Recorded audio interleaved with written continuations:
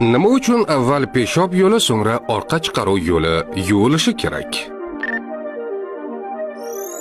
Gigiyena nuqtai nazaridan peshob yo'lini oldin yuvish mikroorganizmlar va bakteriyalar tarqalish xavfini kamaytiradi.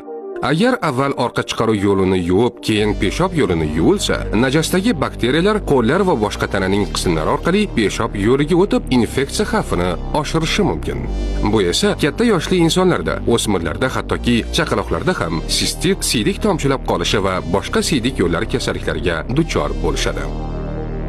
Peshob yo'li bakteriyalar infeksiyalarga juda sezgir. Orqa chiqaruv yo'li najas bilan ifloslanganligi sababli bakteriyalar, ayniqsa Escherichia coli peshob yo'liga tushishi va siydik yo'llari infeksiyalarga olib kelishi mumkin.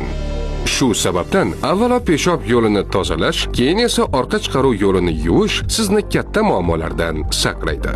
Bu oddiy tartib hayotingizni sog'lom, infeksiyalarsiz va tinch o'tkazishingizga yordam beradi. Salomatlik va strategik rivojlanish instituti ijtimoiy tarmoqlariga obuna bo'ling.